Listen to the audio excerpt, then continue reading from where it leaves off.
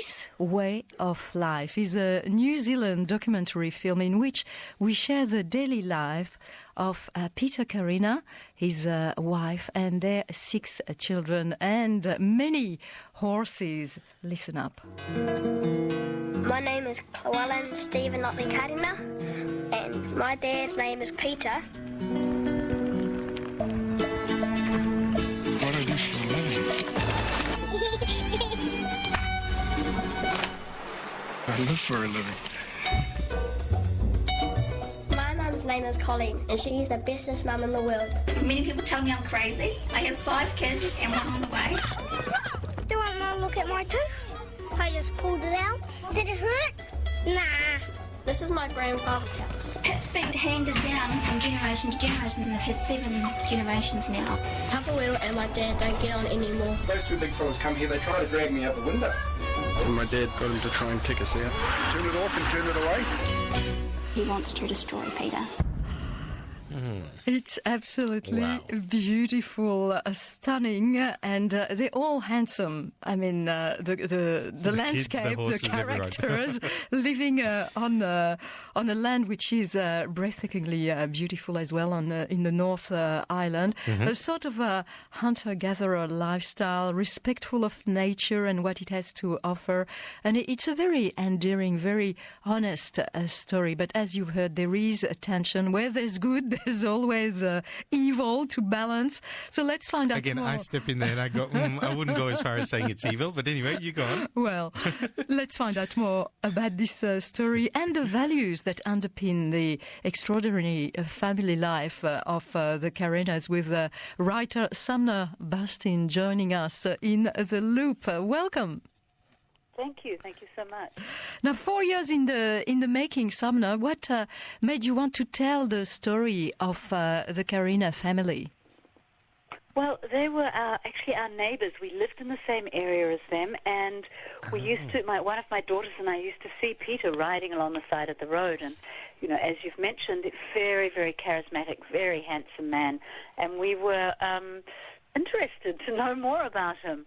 And so we engineered a meeting and discovered that he had this beautiful wife and these amazing children, and we decided we would because we're filmmakers, we thought we'd make a little film about how to break in a horse, because Peter's life obviously is based around his horsemanship and all the wild horses that he owns and breaks in.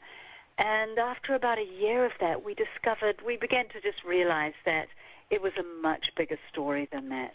That, in fact, the horse breaking was a very small part of the whole story.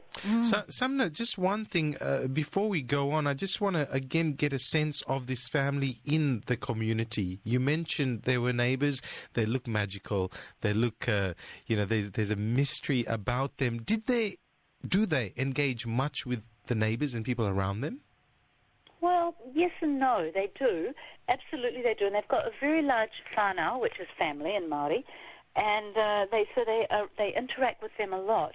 But they also they're involved in a church, so they're very, that's very much the centre of their lives as well. But they're also quite maverick. They like to spend time up in the mountains, and the family, their children are really the centre of their existence. So while, yes, they do have an extended community, they are quite unique. And watching the film, Sumner, I was wondering about all this actually, because they are a very endearing family. They appear strong and united. And in the grab we heard just earlier, when Peter is asked what he's doing for a living, he answers, "I live for a living," and he does whatever he can not to compromise his integrity. But I was wondering whether his values and his style of life, his way of life, indeed, is dictated by the remoteness of the place, by the circumstances. Is he truly exceptional, or are there a few like him in your neighborhood? Well, yes, I think there are a few like him. People who really are more at ease in the mountains, hunting and with horses. And certainly, Peter does live outside the normal structures of society. He truly, in a deep part of himself, cannot understand why, if he looks after his vehicle, the vehicle that they own, why he should ever get it registered or, warrant a fitness. Because he believes, he's a very upright guy and he takes care of these things, so that should be enough. And so he doesn't fit easily into, the strictures of society. Absolutely. But you see, that's the thing. I mean, to hear someone say, "I live for living," for me, that's just, it holds so much of appeal, and I'm sure it would other people as well. And yet, as you see, he doesn't conform as such to the community around him. Why then do you think this film? I'm still trying to understand why I sat there riveted for over an hour, just watching that and just taking it in. Why is it that people like this still kind of appeal, or we hold them in fascination? I think it's an excellent question.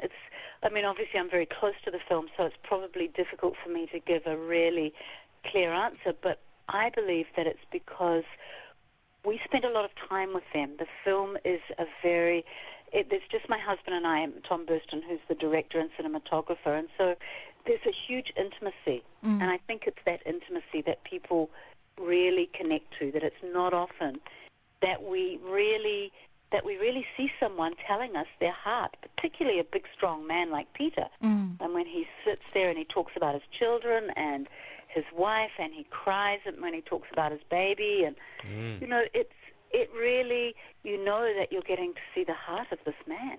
That's right. It's really honest. It's very, very genuine, and as you say, there's this intimacy which makes you want to stay in that kitchen, or to you're watching with the kids there when he's carving the deer, and that's another fascinating aspect of the film, is to watch him, because the story is very much centered on him, really, as a horse rider and as a father, very close to his children, and to see how the children, in fact, learn from experience, from watching him do all these things.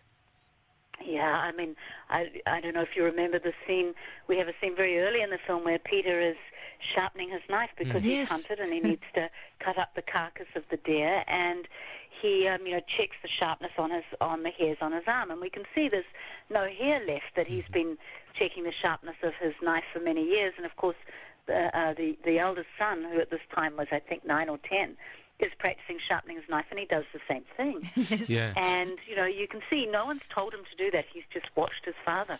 And it's the way we all used to learn. We didn't, these children do go to school, of course, but the things that were important to learn in not that long ago, 2 generations ago, were the things that our parents taught us.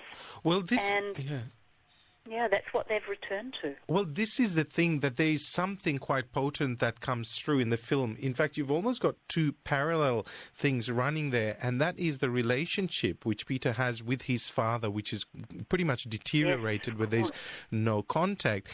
And then you've got what he's doing with his child. I used to watch my father skin goats, and I remember it was such a potent thing. I got a real strong, still carry it with me, the sense of learning, the sense of this a certain masculinity I respected in my father because he did that, And you can see where, with small touches, a father can impart to his child. Respect grows out of that. Understanding grows out of that. So it's juxtaposed, isn't it? Peter's experience with his son and this total falling out with his own father. And in that way, they kind of reinforce each other, the messages that come through.